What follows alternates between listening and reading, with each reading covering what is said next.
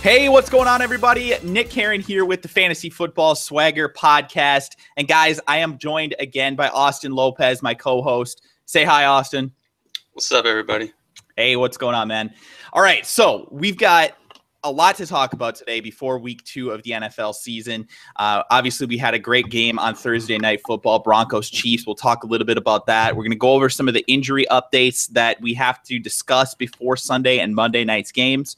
And then we've got some buy low, sell high players as well that we want to talk about, help you guys out with some trades going into week 2 if you still have time to make some of those, and really some guys to kind of identify, even if they have bad games this week, to still probably want to go after going forward. So let's start off with the Thursday Night Football discussion. Obviously, the Broncos came out on top in this one. Very, very close game. Did not look like they were going to win that one. Peyton Manning did not look good in this game, but the defense showed up once again. Denver's defense, man, looking very, very good. I mean, is this the kind of defense that, first of all, did you expect this kind of a defense from Denver? And second of all, is this the kind of defense that you would potentially consider like sitting down some of your studs against?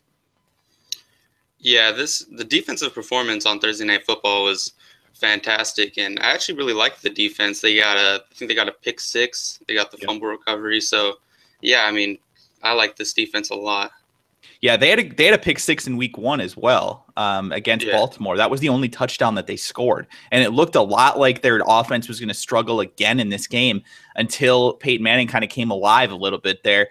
Now, their running game, still very, very touchy, I would say. I mean, you look at C.J. Anderson, he has not done a whole lot through the first 2 weeks of the season. Week 1, he was healthy. Week 2, coming into it, not really fully healthy. We didn't know for certain if he was going to even get a lot of carries or even any carries, to be honest. So a lot of people sat C.J. Anderson, probably the right decision to make.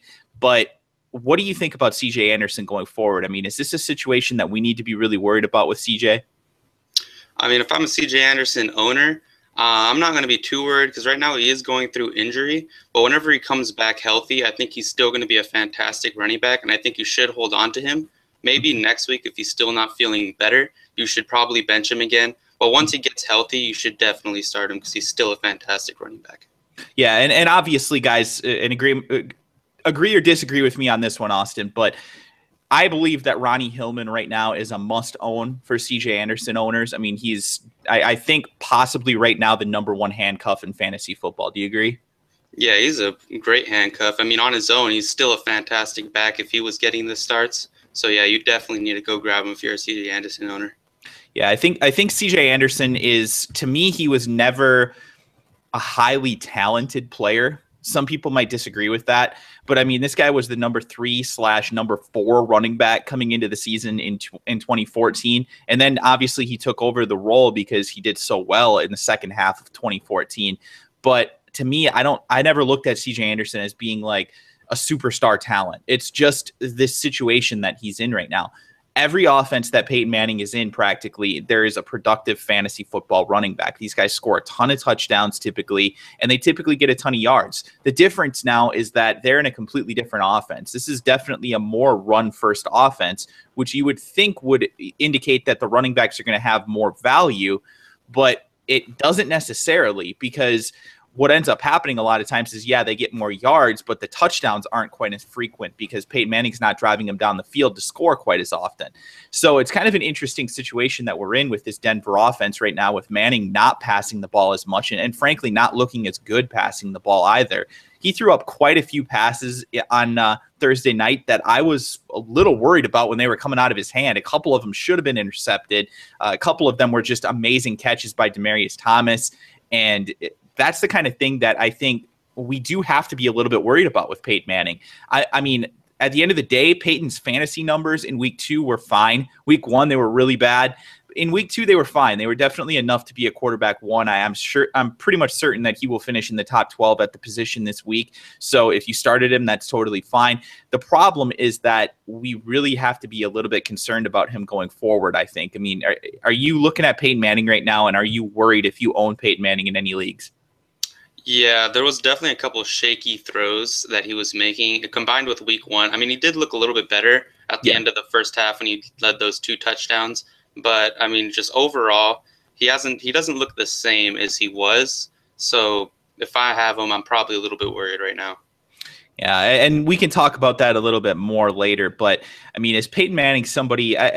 Okay, so we look at Peyton Manning right now as a player who obviously is disappointed based off of his average draft position, right? I mean, first 2 weeks of the season, like I said, in week 1, he was atrocious, a really, really bad fantasy performance. Week 2, he was good, not spectacular, but he was taken as a top 5 quarterback in pretty much every league. So is this somebody that you're looking to kind of get rid of if you have him, or are you thinking that his value might be too low for you to sell on him right now? I mean, what are you doing with Peyton Manning? Are you just sitting on him, or what do you think?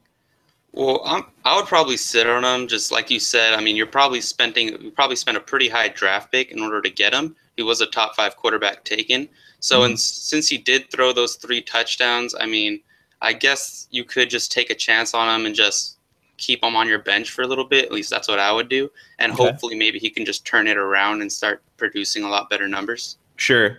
And guys like Carson Palmer right now are really, really hot. Obviously, in week 1, Palmer put up good numbers. He's potentially somebody that's available right now on your waiver wire that you could go out there and snag for at least maybe the next week or two. If you didn't start Peyton on Thursday Night Football, I'm sure you already have another option that you're really considering.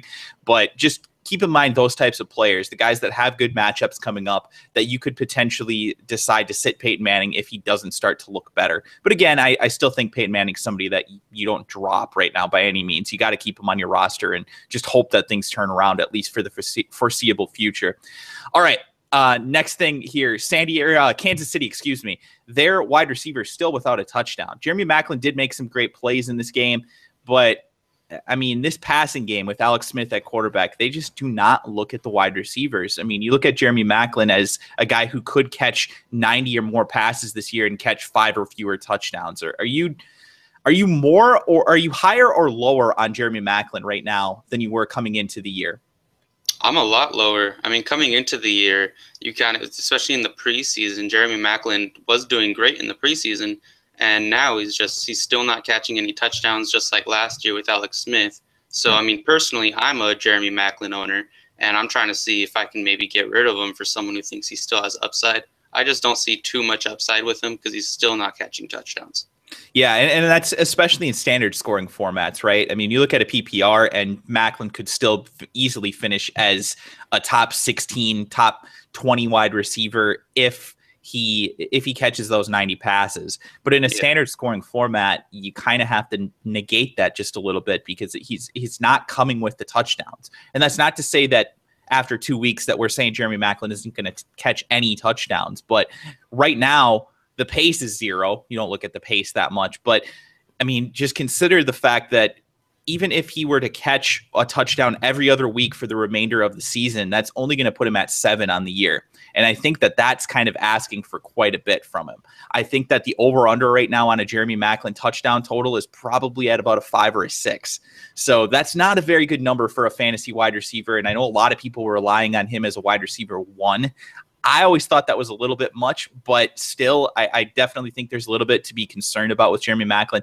The other thing, nobody else in this passing game other than Travis Kelce has really any value. I don't think you're going out there and picking up anybody else in this Kansas City offense right now. There just isn't anything else there. Kelce still, I think, a top 4 probably tight end. Would you agree with that?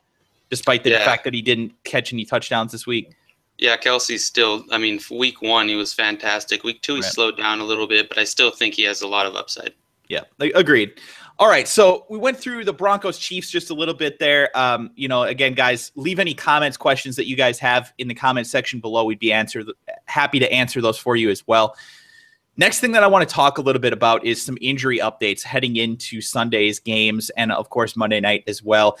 Injury updates are always something that's tough because we don't really know what's going to happen. There are so many guys that are in the same type of situation as CJ Anderson was coming into Thursday Night Football where, he's hurt and he's probably going to play, but how much is he going to play? Is he going to be 100% getting all the carries, or is he going to get, 40% of the carries and not as many as we'd hope for fantasy production?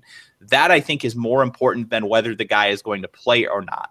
It's the snap number is really the important thing. Whether the guy actually starts or not is really quite irrelevant when it comes to fantasy football. So always try to keep that stuff in mind, guys. If there's a good reason to think that another player is going to get significant touches and you have another decent option on your roster, somebody that's even 75% what you think the other guy could be at full strength, I would, in most cases, probably go that direction unless you're in a situation where you really know that you have to swing for the fences.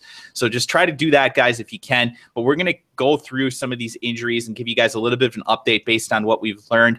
First one, Andre Ellington of the Arizona Cardinals, confirmed out for at least 2 to 3 weeks.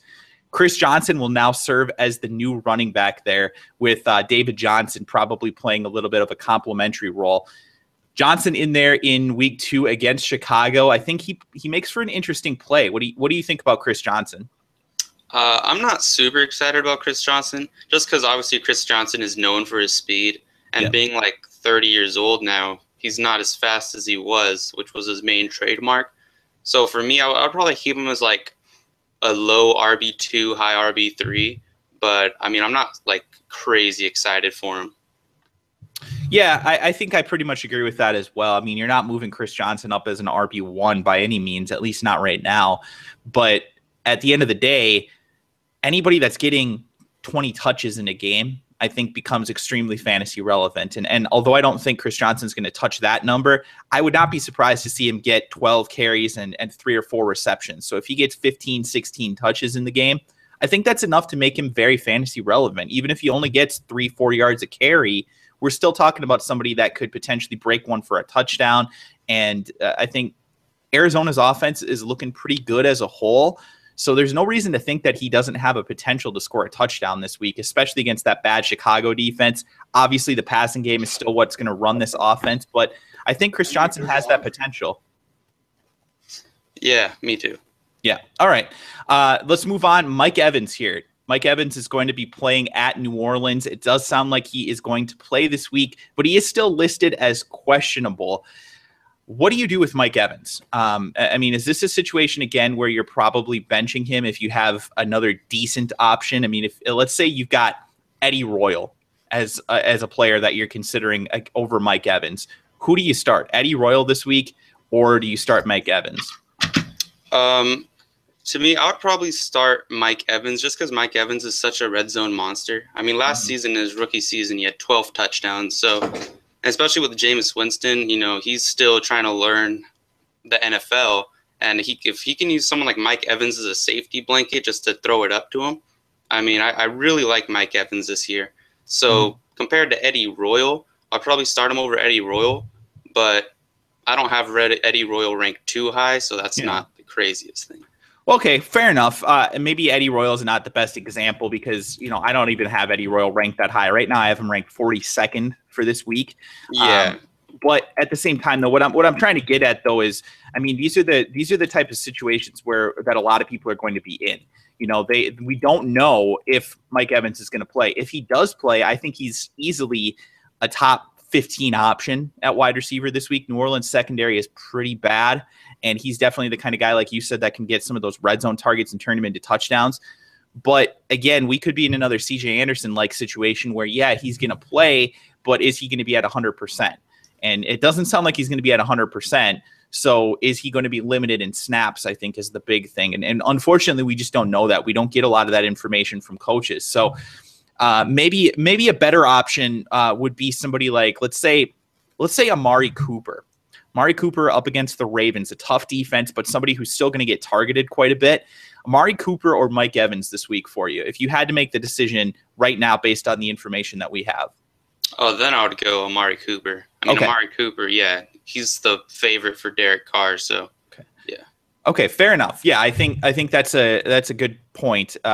He is the wide receiver 1 there currently. He did get targeted the most in week 1. He has the highest upside as well of any of those Oakland players, frankly. So I think I would agree with Amari Cooper over Mike Evans this week based on the information that we have. But we'll have to make sure that we pay attention. And tomorrow morning, guys, just to let you know, we will be doing this once again doing a live stream Sunday morning, answering your questions live here on youtube.com/Kliquid. So if you guys want to stop on by, we'll have a chat window open. We'll be able to answer any questions that you guys have. You can tweet them at me as well live on the show. You'll see me answer them live as well. I don't know if Austin will be available for that or not. I will try. Okay, so we'll see what his schedule allows for. I'm not for certain that he will be able to every single week, but some weeks he'll be here. Maybe some weeks he won't, but I will try my best to be here every single Sunday morning. We usually start that at about 10:30 or so Central Standard Time, so about an hour and a half before the games begin. So we're going to run it for about an hour, and then that'll give you guys another 20 to 30 minutes to set your lineups before the games begin. So just want to quick remind everybody about that. Again, Mike Evans, questionable currently. We don't know what's going to happen, but just try and pay attention to that one. That's definitely one of the injury situations to watch out for, I would say.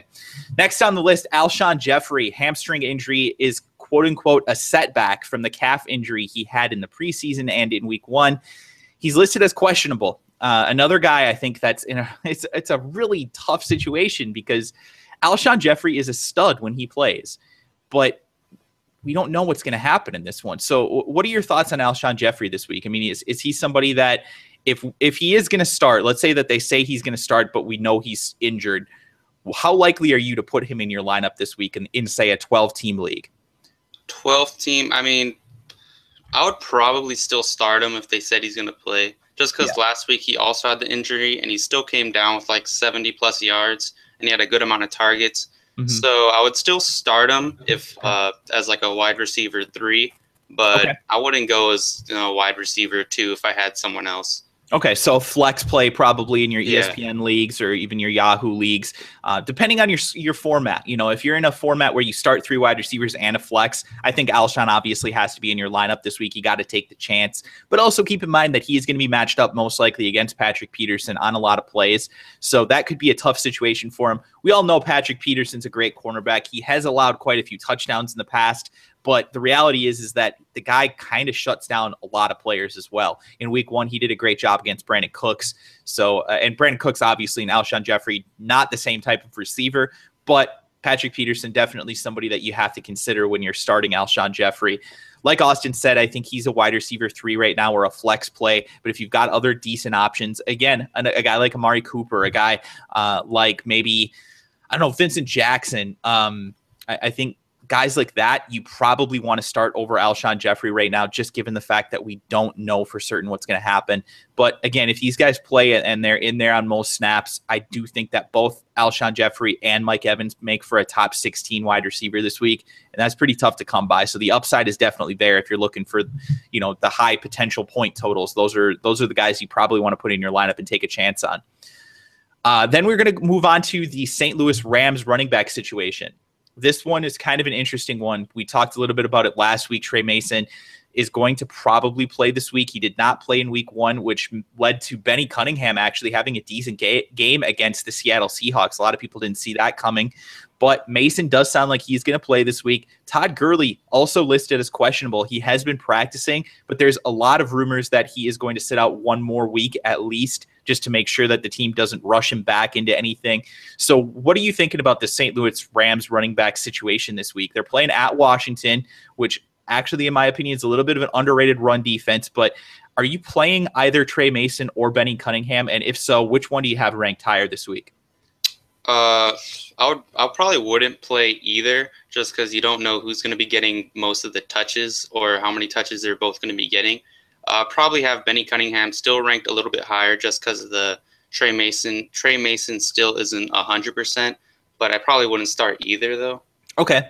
Fair enough. I think, to me, it's very, very close between the two of them. I probably would play Trey Mason in a standard scoring league above Benny Cunningham, and I might go Benny Cunningham in a PPR. I think they're really, really close, and I think that the PPR could be the difference between these guys. I'm not overly excited about either of them. I do believe that St. Louis's offense they just got off to a hot start. I do not expect that Nick Foles and Benny Cunningham are going to lead them to the promised land. So I'm kind of a little bit worried about that offense as a whole. I still don't think they have a whole lot of talent back there. Once Todd Gurley gets onto the field, then we might be talking a little bit more. But for right now, I mean, Trey Mason, he's kind of a an average running back. Benny Cunningham is just a change of pace guy. So I'm not super excited about these guys. Would not have either of them in my lineup if I don't have to. But again, standard scoring, I'm probably leaning Mason. PPR, probably leaning Benny Cunningham. Then we've got CJ Spiller listed as questionable once again.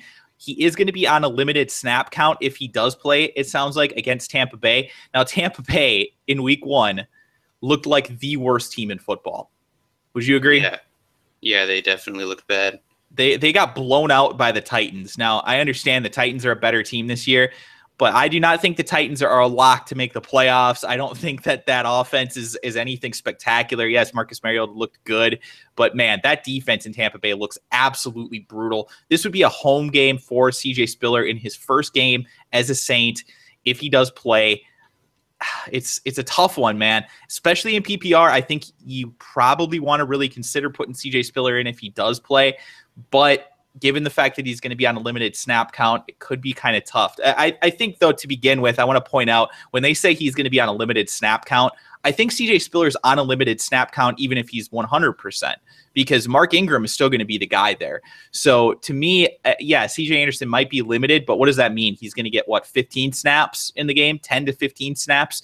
And if he's out there 10 to 15 plays, he might get the ball 10 times on those 15 plays, probably 5 carries, 5 receptions type of a thing. And if you're in a PPR league, that's got some real value to it. He always has that home run potential as well. So depends on your situation, but I think CJ Spiller is somebody that you could consider as a deep flex play this week if he is going to be active. What do you think? Yeah, PPR league, I would consider starting him, but just standard scoring, I mean, it would have to be a really deep, like a 14-team league to start him this week. Yeah, definitely. You don't want to be starting CJ Spiller or guys like that, like your Shane Vereen's or guys like that in a standard scoring league, unless you have to. They're just, the upside just is not quite there for either of them. So I'm just not super excited about either of those guys in a standard scoring league or other guys that are just, your PPR machine type players. It's just, in a non-PPR format, they don't have anywhere near as much value. They just really don't. So keep that in mind, guys. And then let's move on to another running back who's injured. And this is somebody that, man, I felt like a genius for where I had Chris Ivory ranked in week 1. I had him in my top 10 at running back, and he did an excellent job. Tore apart the Cleveland Browns defense in week 1, was definitely worthy of being in that top 10. But he was also injured with a groin injury this week, and he has been practicing in limited capacity all week. He is expected to play, but in my opinion, very, very risky because he plays on Monday night. This makes it an especially dangerous situation for fantasy owners because all of your other players will have played by Monday night. And you're probably not in a situation where you have both Frank Gore and Chris Ivory on your roster. So it makes it very difficult to decide if you actually want to start Chris Ivory. One option for everybody that does have Chris Ivory is to go out there and get Bilal Powell if you want to take that chance on Ivory, because they're not going to let you know if he's going to play until Monday. You've got to make the decision on Sunday whether Ivory is going to be in your lineup. So go out there. If you're in a deep league, grab Bilal Powell for a week at least and see what happens. Because if Ivory doesn't play, you do not want to take a 0 at your running back spot if you don't have to. And somebody else could go out there and snag him, especially if they're against you and Bilal Powell does end up getting the start. Your opponent might go out there and snag him just to make sure you do not get him. So make sure you go out there today. And if you make that decision that Chris Ivory is going to be in your lineup this week against Indy, which I think is a fairly good matchup for him, make sure that you also are handcuffing him a little bit with a guy like Bilal Powell. I mean, would you agree with that, Austin? Do you think it's important to get a guy like that, especially in a Monday night or a Sunday night situation? Yeah, because it's like you said, Monday night, if he doesn't play, everyone else has already played. So you need to get the handcuff. And I do like Chris Ivory a lot, so I think it's worth the risk to start him over everyone else on the Sunday games. Just because, I mean, if he does play, he's a great back, and Indianapolis isn't the greatest run defense. So the matchup is fantastic. He has a lot of opportunity. I mean, he's a lot of potential, but, I mean, you still should get Bilal Powell just in case. Yeah, and Bilal Powell is not somebody that we're super excited about going forward, Austin, right? Yeah. Okay, just for this week. Yeah, I think And even if he does get the start, we're not super excited about Bilal Powell anyway. But I think that the important thing is that you're not taking a zero at the position, and that's what's likely to happen if Chris Ivory doesn't play. You're probably not going to have other options for Monday night unless you've got Bilal Powell rostered. So just do that, guys. Make sure you go out there and grab him. I think that's kind of an important thing for this week. Then you drop him after this week as long as Ivory looks decent. All right. Next guy on the injury report, Delanie Walker, tight end for the Titans. Had a pretty good week one, caught a touchdown against Tampa Bay. Again, Tampa Bay looking absolutely horrible, but he did suffer a hand injury in week one. He's up against Cleveland, who also, again, looked pretty bad in week one. What do you think about Delanie Walker? I mean, is this somebody that that he's kind of earned being in the starting lineup, or is he on that verge of being a tight end one anyway, and you might as well slide in somebody else in there, like let's say a Ladarius Green or a Zach Ertz or somebody along those lines? For me, I would probably slide in someone else, just because I know Delanie Walker had a good week one, but how many times is Mariota going to throw 4 touchdowns in a game? So, I don't think Delanie Walker, especially with the hand injury, I'd probably start someone else instead of him this week. Yeah, I think that's a good point. Mariota is not going to throw 4 touchdowns every week. And if he doesn't do that, what is the likelihood that Delanie Walker is going to get one of the 1 or 2 that he does throw? Exactly. It's decent. It's a decent opportunity, I think, because I'm not sure that Tennessee has a whole lot of great red zone threats right now. I mean, they've got Justin Hunter, they've got Dorial Green-Beckham, but those guys are kind of behind Harry Douglas, kind of behind Kendall Wright in terms of the wide receiver pecking order right now. So I'm not sure that there is a better red zone threat on the team right now on your average play call than Delanie Walker. So, I mean, that's something to think about. But at the same time, like you said, the opportunities are just going to be fairly limited, I think, for Delanie Walker. So I'm not sure that his upside warrants putting him out there, given the fact that he might not get every snap at tight end for them. And yes, although I do have him listed as a tight end 1, and yes, I had him listed as a tight end 1, I was higher on Delanie Walker than probably anybody coming into the year, just because I look at the Titans offense, like I said, and I don't really see many better red zone threats, given the fact that Dorial Green-Beckham is not going to play every snap. So it's a kind of a conflicting situation for me because I really do like Delanie Walker, but the hand injury right now, I think, makes him somebody that I'm probably not starting if I have other even decent options at tight end. Or if there's somebody out there, like let me take a look at my rankings here. Because right now I have Delanie Walker listed at 15th at tight end for this week, and that's given the fact that I know that he's injured. So I mean, if we're talking about like a Heath Miller, a Kyle Rudolph, Zach Ertz, Austin Seferian-Jenkins, those type of guys, Jordan Reed, Ladarius Green, those kind of guys that were either barely drafted or probably undrafted in a lot of leagues, I'm starting all those guys over Delanie Walker this week. And if Walker plays, I'm sure he's going to outscore at least a couple of those guys.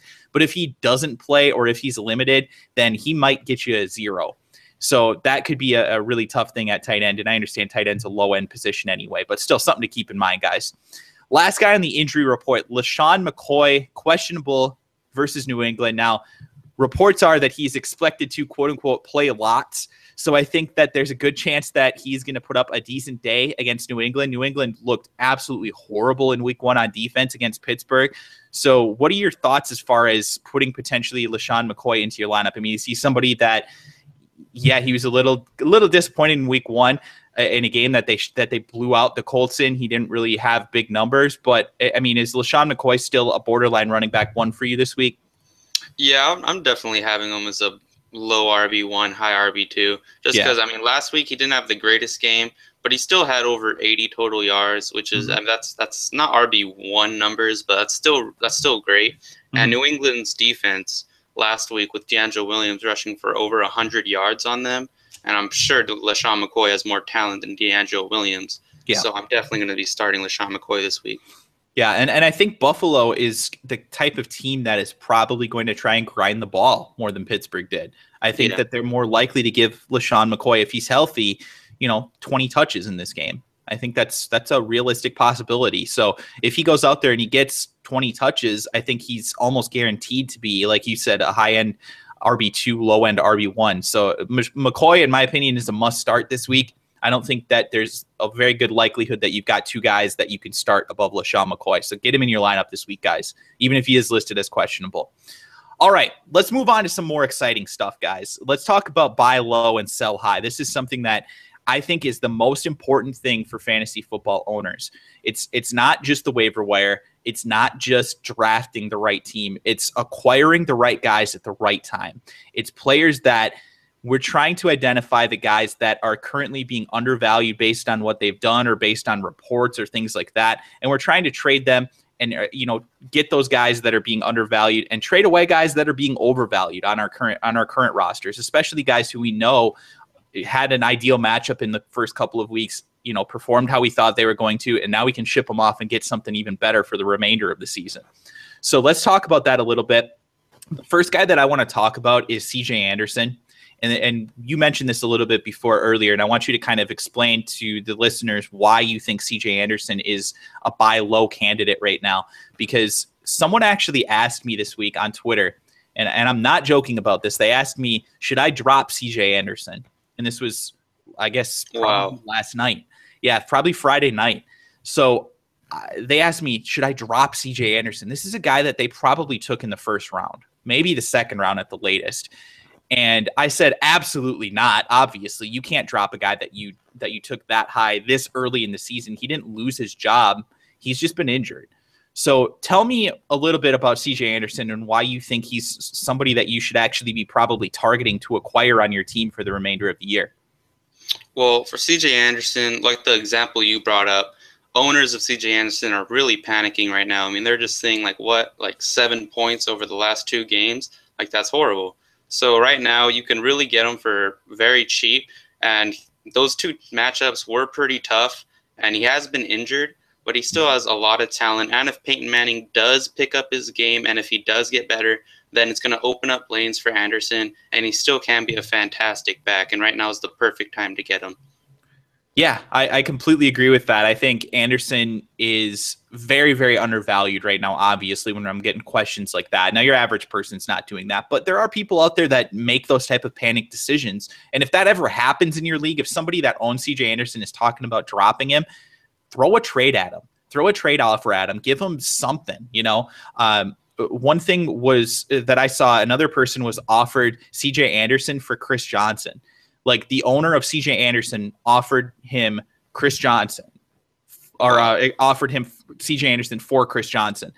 And you jump all over those kind of trades. Those are the kind of trades that can win you a championship. Chris Johnson, yes, he could be good for the next 2-3 weeks while Ellington's out. But look, CJ Anderson has that potential to be a top 5 running back this year, even after he only had, what you said, 7 points in the first 2 weeks of the season. And that's standard scoring, I'm sure, right? Yeah. Yeah, 7-point standard scoring. So here's a stat that I found to be interesting, guys, that I came across recently. Eddie Lacy scored 10 points in a standard scoring league in his first 3 games of the 2014 season. He still finished as the number 6 running back.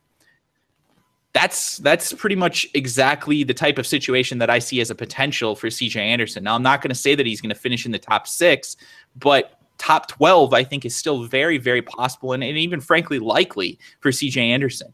The offense really hasn't changed that much. They ran the ball quite a bit in week 2. It's just that CJ Anderson was suffering from a toe injury. So if he gets healthy this week, if that kind of goes down a little bit, the swelling goes down, or whatever the situation is, it's likely, I think, that he's still going to get a good number of carries going forward. And if he touches the ball, we keep going over this. It's all about touches, man. And in fantasy football, it's all about touches. If he gets 15 to 20 touches a week, CJ Anderson is almost certainly going to finish as a top 20 running back and even a top 10 running back. So I think you've got to go out there and look at a guy like CJ Anderson as being one of the prime buy low candidates right now. You've got to go out there and try and acquire him, especially if the owner of CJ Anderson is panicking, and a lot of them are, trust me, a lot of them right now. And I own CJ Anderson in a couple leagues, and frankly, I'm kind of panicking a little bit, but at the same time, I understand this is fantasy football. This stuff happens. You've got to not overreact based on 2 weeks. We saw CJ Anderson through the second half of the 2014 season. He looked like an absolute monster. We've done the research this offseason. There's a reason that he was a consensus first-round pick. You've got to stick with your guns on this stuff early in the year. 3-4 weeks from now, if CJ Anderson's still doing what he's doing, okay, fine. Well, maybe we trade him away. But what? You're going to lose only a couple. You're only going to lose a little bit of value even in that scenario anyways. His value can't get much lower than it currently is. So just try to keep that in mind, guys, and stay the course with a guy like CJ Anderson. Maybe you bench him for a week or two if you're really worried, but definitely do not trade him away. All right, next guy on my list for a guy who I think I'm buying low on right now, another running back, Lamar Miller. Played against a tough, underrated Redskins run D in week 1. And the thing is that this guy really has no competition there in Miami. I understand that they went out there and they got Jay Ajayi in the offseason, and yeah, he's supposed to be the next great thing, but the reports out of training camp were that he was pretty bad.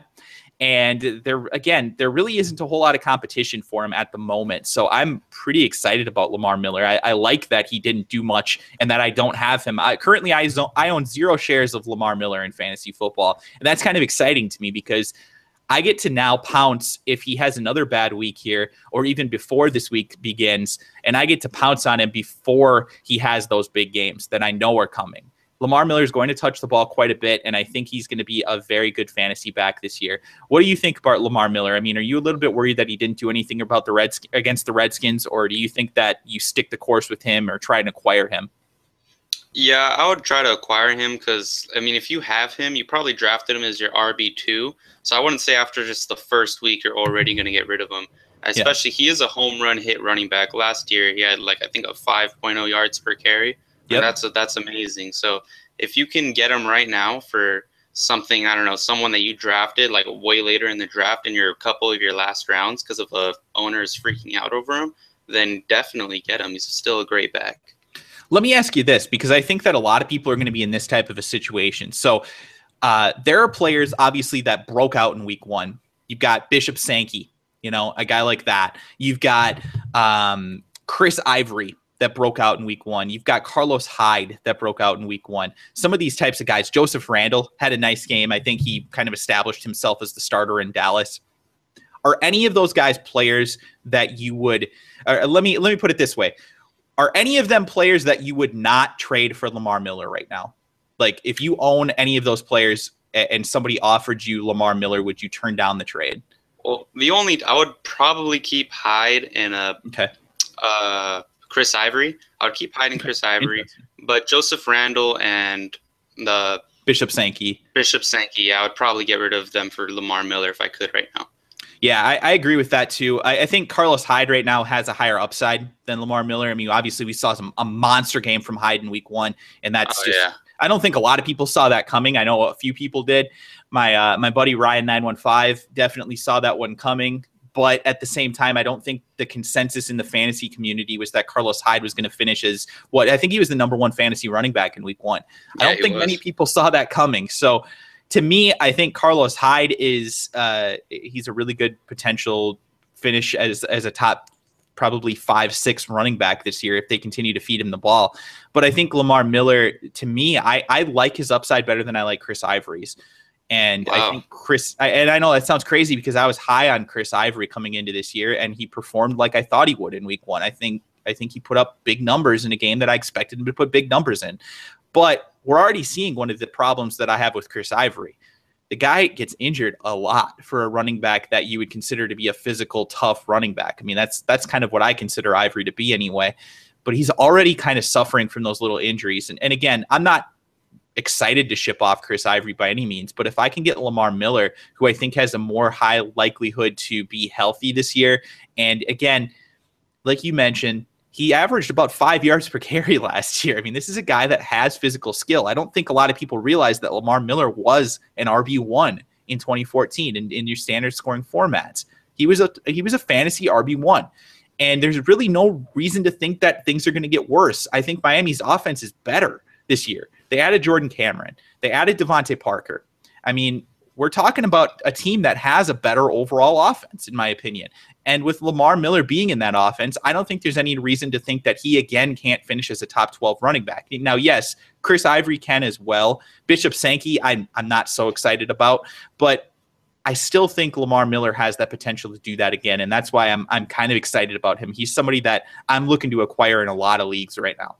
Another guy that I think definitely needs to be thought about as a buy low, Justin Forsett.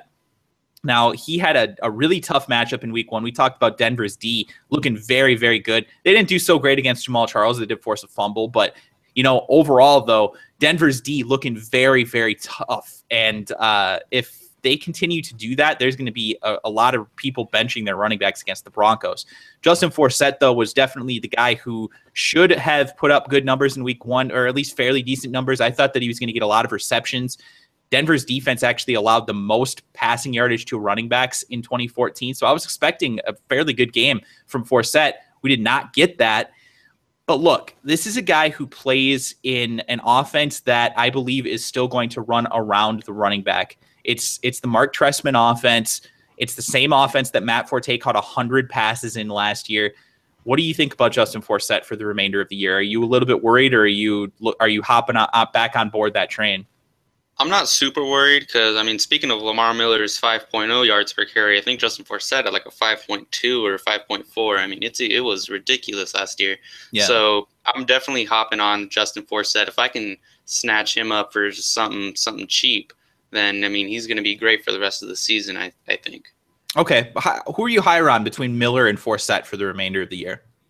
Probably Miller, just because Forsett's older. But okay. I still like Forsett. Okay, fair enough. Is same thing in PPR format? Yeah. Okay, gotcha. I think I'm probably a little bit higher on Forsett in a PPR because, I look at the numbers that Matt Forte put up, and don't get me wrong, I'm not trying to compare Justin Forsett skills-wise to Matt Forte, but it's just the role in the offense. And I think Forsett's got 70, 80 catch upside this year. And if he gets that, I don't think there's any reason that he will not be an RB1 this year. So just keep that in mind. The other thing, too, Justin Forsett plays in a division with some absolutely awful run defenses. We saw Cleveland. They're horrible against the run. The Titans tore them apart in week 1. Not the Titans, excuse me. The Jets tore them apart in week 1. You look at Cincinnati. They're not a good run defense. They're a good pass defense, not a good run defense. Pittsburgh looked pretty bad against running backs in week 1. So, I think, to me, Justin Forsett has quite a few potentially big games for the remainder of the year, and I like that upside as well. Now, let's move on here. Let's talk about some wide receivers. I've got Allen Robinson as a guy that I'm kind of considering acquiring. I think a lot of people had him kind of as an undervalued guy even at the beginning of the year, and then he didn't really do much in week 1. He was blanketed, though, by Josh Norman, who I think is one of the most underrated cornerbacks in the league right now. So I'm not overly worried about that. The targets will come for Allen Robinson. I think he could be in the top 10 in terms of targets at wide receiver this season among the entire NFL. So if he is there, I think he's got some serious upside this year. Any thoughts on Allen Robinson at all? Is he somebody that you're a little bit excited about, less excited about now? What do you think? I'm a little bit excited for him. The thing that does come up for me, though, is, as you said, targets. Touches are huge. And since he does get a good amount of targets, I do like that. But just the Jaguars in general, their offense, I'm not super excited about that organization in a whole. But I do like Allen Robinson just because of the targets, like you mentioned. Okay. Yeah, I agree. And then let's talk a little bit about Brandon Cooks in week 1. Didn't really do a whole lot against Arizona. I talked about this before, that he did get the Pat Pete treatment for a lot of the game.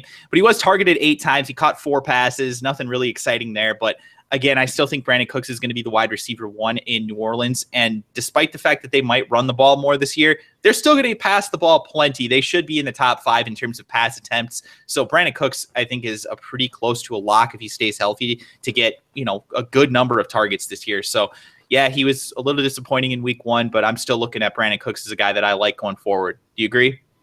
Yeah, Brandon. Coming into the season, I had Brandon Cooks ranked really high because I really like him as a wide receiver 1 for Drew Brees, who obviously puts up huge numbers. Yep. So yeah, if you can get him now, it's the perfect time. Yep, I agree. So I saw that you had on your list somebody here that I think some people might be disagreeing with based on what happened in week 1, and this is a guy who didn't get a lot of targets. Calvin Johnson only targeted 4 times in week 1, but tell me why, and tell everybody why you think Calvin Johnson right now is one of the ideal buy lows in fantasy football. Well, he's Calvin Johnson. He's still still probably a top 5 wide receiver in the league right now. People are saying that he's getting older, but I don't see that as an issue. I still think that Matt Stafford loves him and he's going to target him a lot. he's still going to get a lot of receptions going forward. And as the coaches said, it was only situational. So I'm pretty sure as they go forward throughout the season, he's going to be getting much more involved in the offense. Yeah, I mean, I think there's going to be games this year where Calvin Johnson's targeted 15 times. And, I mean, that's what we've seen from him throughout his career. Now, I get it that Detroit does have better passing game options than they probably ever have in the entire time that Calvin Johnson's been there. They've got, obviously Golden Tate looking pretty good. Even Eric Ebron looked pretty good as well. And then, the running backs now, Amir Abdullah looked amazing in week 1, right? So, I mean, these are the kind of guys that could potentially see some targets go their way. But the big thing with this whole offense, it always rolls around Calvin Johnson. And I just don't think that's going to change. I mean, you look at Calvin Johnson, and I've said this before.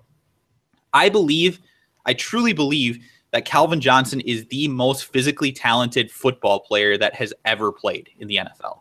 When you talk about the combination of speed, size, everything, intelligence, I mean, the guy doesn't do stupid things off the field. He's just an ideal player for any team. And I don't think that Detroit's going to be out here weaning Calvin Johnson off of targets. It's just, they're going to pass the ball plenty this season, and Calvin Johnson is going to get a ton of targets. He's going to be an absolute beast like he always is. Yes, he's not Odell Beckham Jr. anymore. I get it. He's not the sexy name anymore, which is it's astonishing almost, because Calvin Johnson used to be the guy that was taken in the top 5 in fantasy drafts, and now he's slipping to the second. Even in a couple leagues, I saw him slip to the 3rd round in fantasy drafts. He was disappointed in week 1. These are the kind of guys that you go out there and you acquire. If the owner that got Calvin Johnson was super excited about him coming into the year and now he's worried, that is where you go, man. You go out there and you get Calvin Johnson. Another guy who is in a very similar situation to that, AJ Green in week 1. He was targeted 8 times, which is, pretty decent. We're not worried about that. Only caught 5 passes, and he did drop a touchdown. I think the drop touchdown is the thing that I think, hopefully, if other people are looking at that in your league, that you can kind of play off of, because these people think that the quarterback's not going to go his way anymore. He's going to be worried. He's not going to throw the ball to AJ Green.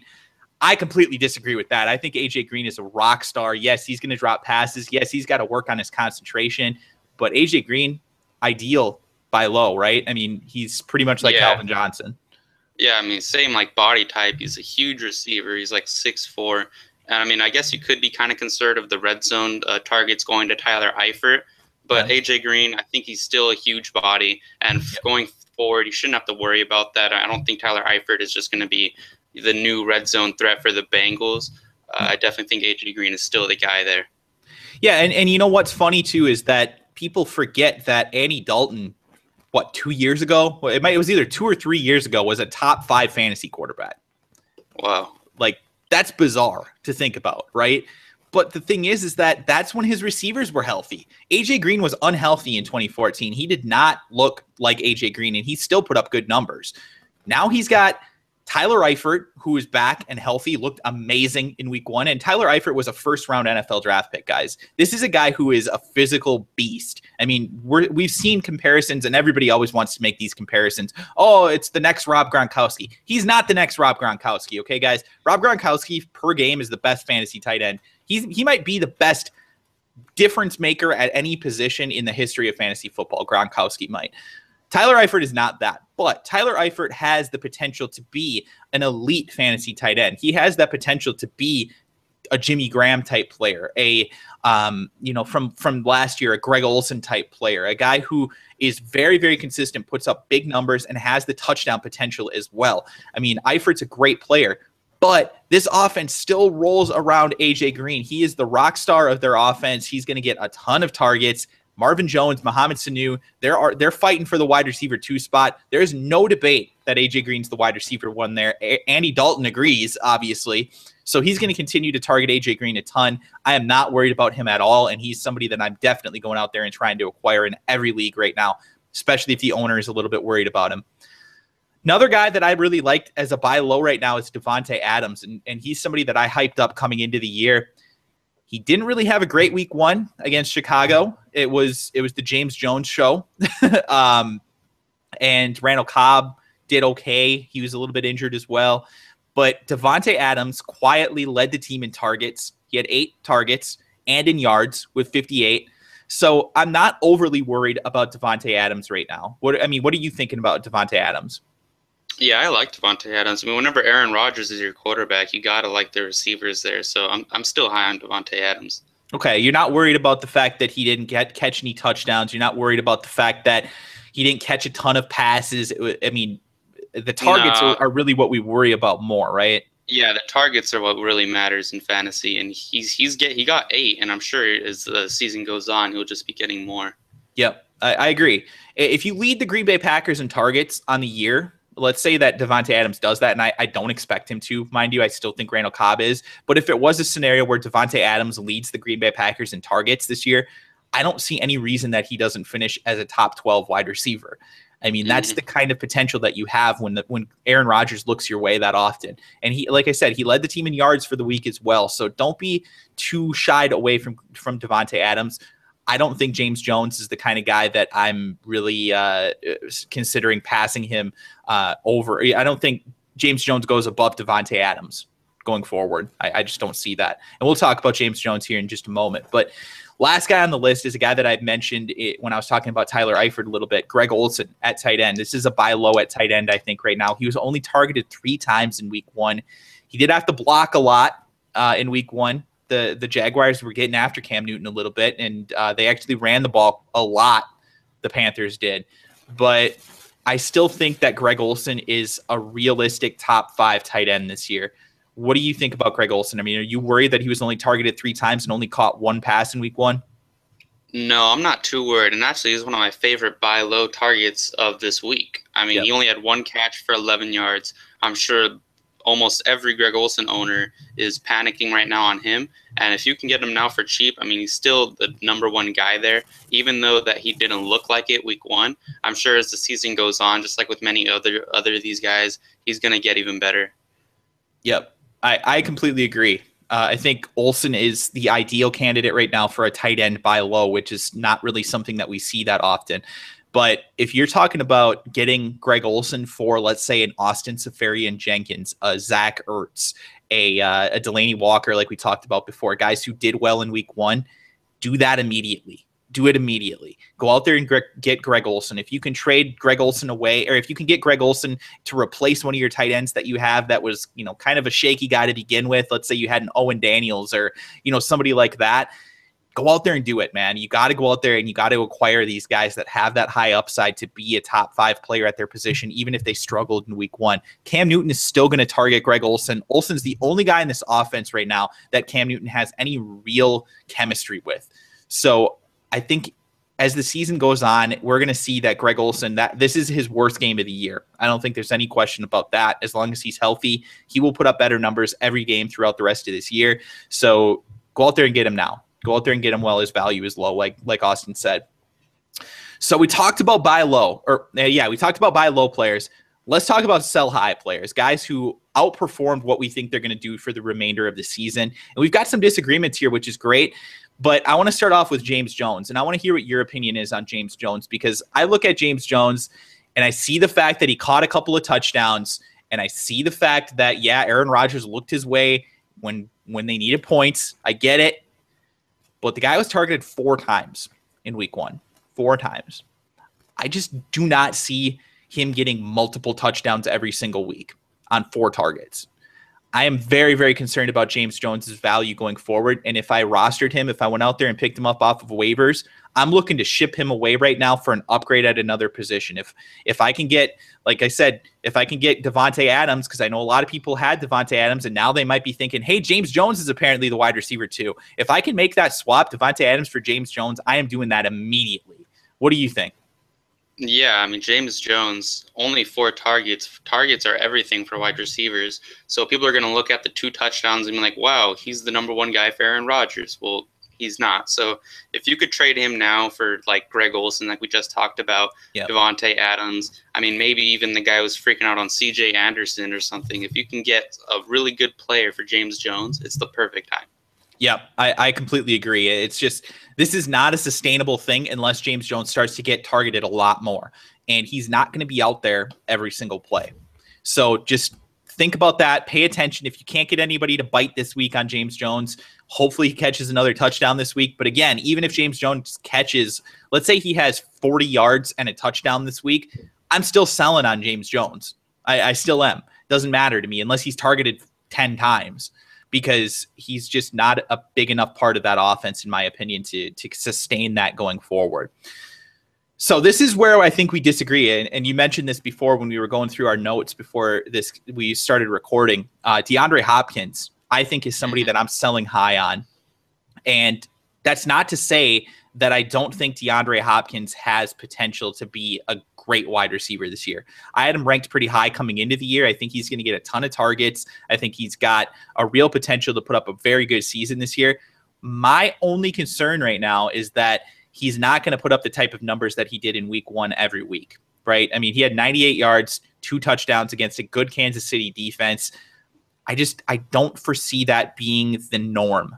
And especially considering that they already have some problems at quarterback there in Houston. If they start to go back and forth between the quarterbacks, there's just going to be no chemistry like there usually is in Houston at the quarterback position. And I just see a real potential for DeAndre Hopkins to be a very inconsistent wide receiver. I think he could have some big weeks and some really bad weeks. So to me, what I'm not saying you sell on DeAndre Hopkins and say, give him up for some garbage or anything like that. We're not trying to trade him for, James Jones or, something like that. But what I'm saying is that if you can go out there and acquire a wide receiver who's, a little bit more consistent, if you can go out there and get yourself a Calvin Johnson, an AJ Green, even a Brandon Cooks, these guys that we talked about a little bit in our buy low segment, I think that that's the type of guy that I'm looking to move DeAndre Hopkins for right now. For me, I probably wouldn't sell on DeAndre Hopkins. I really like DeAndre Hopkins. Like you said, the quarterback issue is there, but still 2 touchdowns. I mean, it's true he's probably not going to get almost 100 yards and 2 touchdowns every single game, but I could see, a couple touchdowns maybe a touchdown every other game and still like 80, 90 yards. I can definitely see that. So I definitely like him a lot. I mean, like you said, if I can get like Calvin Johnson for him, I would do it. But for a guy like Brandon Cooks, I would probably keep Hopkins. Okay, fair enough. I think we'll see over the next couple of weeks where we stand on that. And maybe these guys will end up kind of almost being washes. I don't know if there will be a guy that necessarily stands out above the other. But to me, my point that I'm trying to make here is that I think Hopkins is the kind of guy that you can potentially sell fairly high on and get an elite player right now. There aren't a lot of guys that you can sell and get elite quality players in return for. So that's just what I'm looking to do with DeAndre Hopkins. I'm not trying to sell him for anything, lower than where we drafted him by any means. I'm looking for a guy who I think, if you're looking at running back, I want CJ Anderson or better. Mm-hmm. I probably want better than CJ Anderson right now. I want one of these guys who is an elite player at running back. I want Marshawn Lynch or, somebody like that. I don't want trash in return, but I think DeAndre Hopkins' value right now, I don't know if it'll be higher at all through the remainder of the year. So it's just something to think about. Next guy, Danny Woodhead for San Diego, scored 2 red zone touchdowns in week 1, caught 4 passes. We knew Danny Woodhead would be the PPR guy, right? There was no real question about that. What we didn't expect is that Melvin Gordon would be sitting on the sidelines when they were at the 2-yard line. So what do you think about Danny Woodhead? I mean, is this a situation that you think is going to continue where he's going to get the red zone carries for this team? Oh, no, definitely not. I mean, this is one of the perfect sell high candidates right here. I mean, Melvin Gordon, as he gets more comfortable with the NFL, he's going to be getting in there a lot more. And I don't think Danny Woodhead is going to be the red zone guy for them, especially going forward. So if you can sell him now with those 2 touchdowns, you can get some good stuff in return. Yeah, I definitely agree with that. Woodhead right now, I think his value, just like I said with DeAndre Hopkins and just like James Jones, I don't think his value is ever going to be higher. So just look at Danny Woodhead as a guy, especially in standard scoring leagues right now, who you are trying to ship off, because I think some people might think that this guy is going to be their red zone guy. I don't expect that to be the case going forward. I think Melvin Gordon is going to get the majority of the red zone touches going forward. I think he's going to get probably 200, 250 touches this year.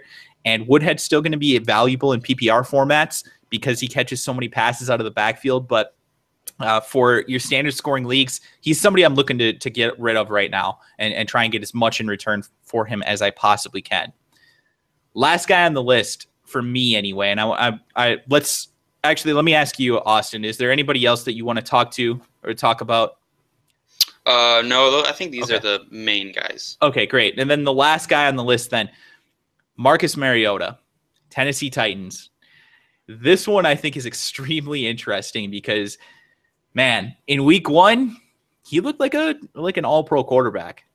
He really did. I mean, he tore it up. 4 touchdowns against Tampa Bay in week 1. But we talked about this before. Too. Yeah, it was ridiculous. I mean, this guy was putting up Tom Brady in his prime, throwing to Randy Moss type numbers in week 1 in the first half of the game.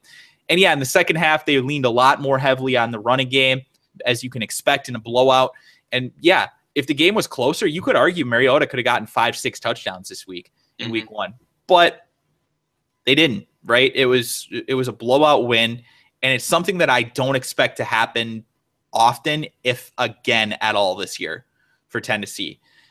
I don't love this offense. I don't think that their upside is to put up 40 points a game. I just don't. I mean, I think it'll happen maybe once, twice, maybe 3 times this year that they have a big game. But for the most part, I think they're going to be in a lot of knockdown, brawl type games that end 17-14, 20-13 type of scores. And if that happens, I just don't see Mariota's upside as being a guy that throws multiple touchdowns every game. So to me, I'm really looking at him as a guy who, especially in your leagues where you've got people that have, let's say, Peyton Manning right now. If you can package Mariota and another player in exchange for Peyton Manning, I think I'm probably trying to do that right now. I heard my buddy London, a lot of you guys know him. If you watch my Madden content, you probably know of London RTR. He benched Peyton Manning this week for Marcus Mariota. And wow. Yeah, and in the first half of that game on Thursday night, it looked like a pretty good decision. Now, Peyton Manning ended up throwing 3 touchdowns, so I don't think that's going to end up probably being the right decision for him. But this is the type of overreaction that we have after one game of football. We see guys like Peyton Manning have a bad game and guys like Marcus Mariota have a good game, and all of a sudden Marcus Mariota is being started above Peyton Manning. And Manning, it's not like he was in a game where we expected him to not throw any touchdowns. It's not like he was going up against the Bills. He was up against the Chiefs, who he has pretty much owned during his time in Denver. Now, again, Kansas City's defense is solid, but this is not like an unbeatable matchup. So these are the type of reactions that you get, especially from newer players in fantasy football, where you look at Mariota throw 4 touchdowns, and he was the quarterback 2, I think, in week 1, maybe quarterback 3 behind Carson Palmer. I'm trying to remember, but he was behind Brady for sure, and I think he was either behind Palmer or maybe I'm missing somebody else. But I think he was 2. I think he was right behind Brady. Okay, so he was definitely way up there though as an elite quarterback in week 1. And people will look at that and they'll say, that was only his first game too. Oh my gosh, it's going to get, maybe he doesn't throw 3 to 4 touchdowns a week, but he's going to be a top quarterback this year. Marcus Mariota is amazing. Look, guys, this is a rookie quarterback. And yes, Marcus Mariota could have a great season this year. I think it's pretty possible that he could be the rookie of the year, but that still makes him, in my opinion, outside of the top 12 at fantasy quarterback going forward. Mm-hmm. What do you think about Mariota? I mean, do you think he's a QB1 going forward, or are people overreacting like crazy? I mean, like we said earlier with Tampa Bay, they looked like the worst team in the NFL. And he's not going to be going against Tampa Bay every single week. So I'm selling high on him right now. If I can get like Peyton Manning for him, if I can get Ben Roethlisberger for him, if I can get someone who didn't throw 4 touchdowns week 1, I would definitely do it. Okay, what if it means? I mean, because I don't think you're going to get many people that are trading Mariota, trading away Peyton for Mariota. But what if it means you have to give up Marcus Mariota and your current RB3? Let's say. Let me give you some options here. Let's say you had to give up Marcus Mariota and Tevin Coleman for Peyton Manning right now. Are you doing that? I do like Tevin Coleman, but I don't think Mariota is going to be obviously this great. He might throw like 1 or 2 touchdowns, but I wouldn't expect any more than like 2 touchdowns regularly. So yeah, I would probably do that.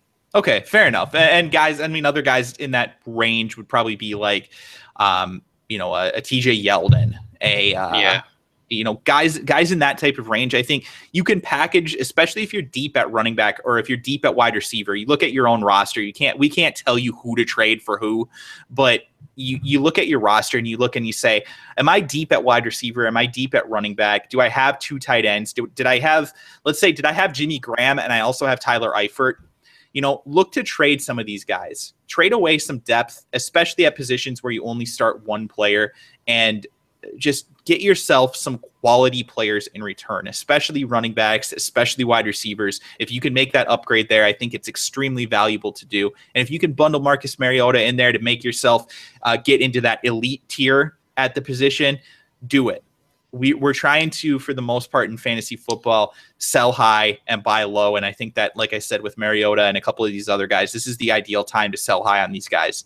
So with that being said, guys, that is going to do it for the show. I think we've gone through a lot of different things today. Hopefully we've helped you out with your lineups. Again, Sunday morning, 10:30 a.m. Central Time. That's going to be 9:30 a.m. In the Mountain Time, and all the way early in the morning for you, Austin, 8:30 a.m. on the West Coast. 11:30 a.m. if you're on the East Coast, guys.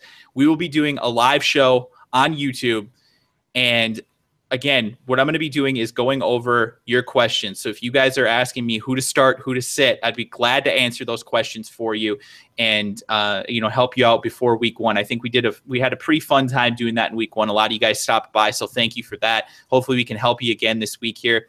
And with that being said, guys, make sure that you hit the like button on this video. Subscribe to this channel if you're new so that you get an update when we put out these new videos and the new podcasts and everything like that. And it will also let you know when I go live Sunday mornings as well.